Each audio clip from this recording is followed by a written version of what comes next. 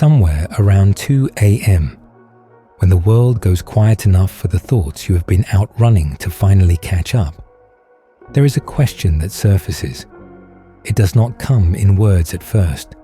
It comes as a sensation, a tightening in the chest, a sudden alertness, a feeling like standing at the edge of something tall and looking down.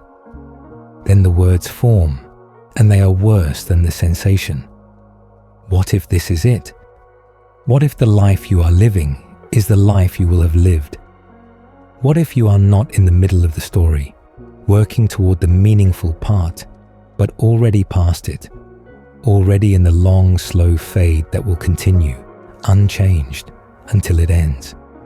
The question comes and you do not answer it. You cannot answer it.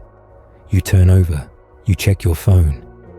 You find something to think about that does not feel like falling. But the question does not leave. It waits. It always waits. There is a ghost version of yourself that haunts you, and it is not who you were. It is who you could have been. That version made different choices at the forks you barely noticed you were passing. That version did not take the safe path. That version said the thing, made the leap, refused to settle for the grey, acceptable life that seemed like wisdom at the time. You cannot stop measuring yourself against this ghost, even though the ghost does not exist, even though comparison with an imaginary self is a game you can only lose. But the ghost feels more real than you do sometimes. The ghost seems to be living in colour, while you are living in pencil sketches. And the unbearable thought, the one you push away before it fully forms, is that you had everything the ghost had. Same starting point, same possibilities.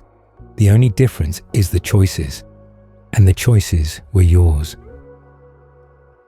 Decades have passed and you still think of yourself as someone who has not started yet. The real life is coming. The meaningful work is coming. The moment when everything clicks into place and you finally become who you were supposed to be. That is still ahead, still waiting, still just around a corner you have not reached.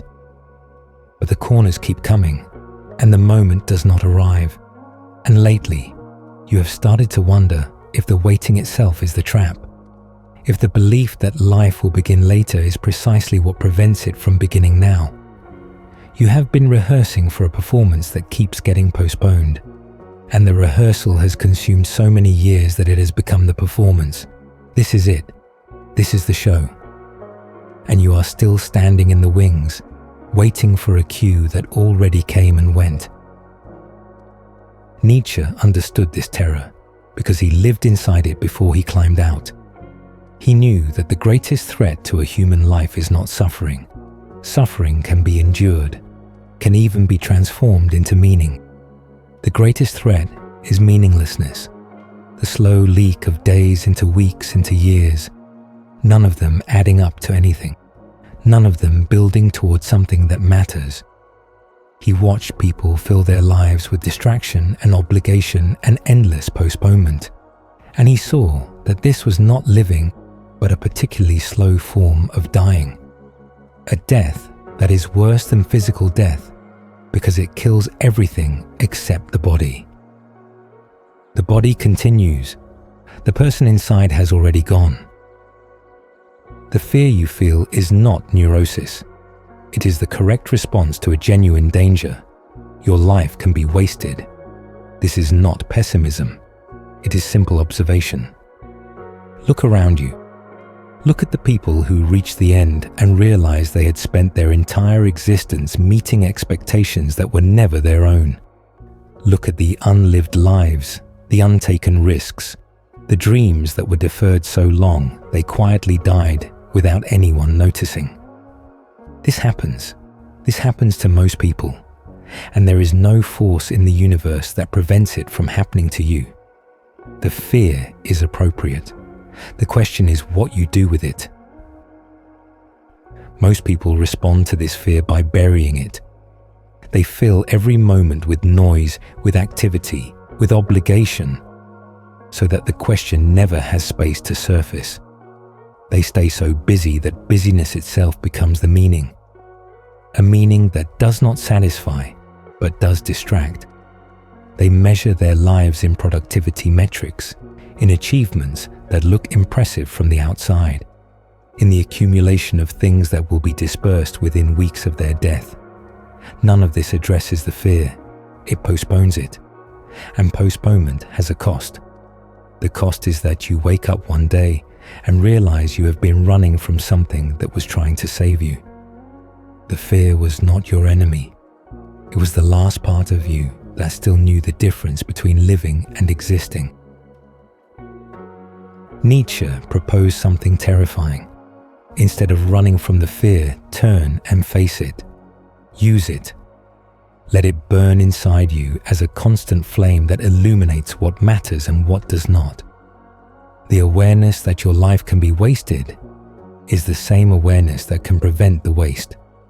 But this requires something that modern life systematically destroys: the willingness to ask what your life is actually for.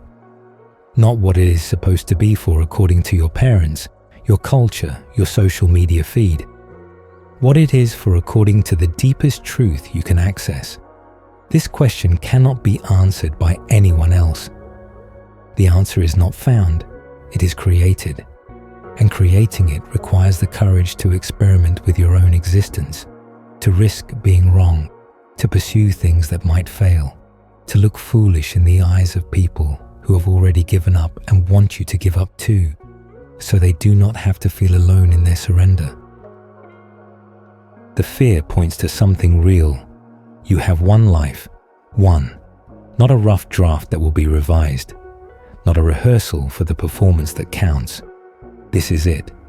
Every day that passes is a day subtracted from a total you do not know. You might have decades left. You might have months. The uncertainty is not a reason to panic. It is a reason to clarify. What would you do if you knew you could not waste another year? What would you stop tolerating? What would you finally begin? What conversations would you have that you have been avoiding? What risks would you take that you have been postponing? Nietzsche spoke of amor fati, the love of fate.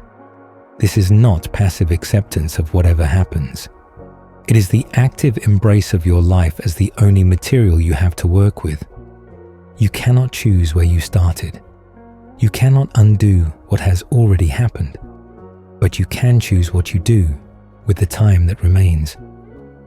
This choice, made with full awareness of the stakes, is the opposite of the sleepwalking that wastes lives. The sleepwalker drifts through days without choosing anything. The person who has faced the fear chooses deliberately, knowing that every choice is a use of time that cannot be recovered, knowing that the question, was it worth it, will eventually be asked, and the answer will be whatever they have built. The life you are afraid of wasting is still here. It has not ended yet. The ghost version of yourself that haunts you is not evidence of what you have lost.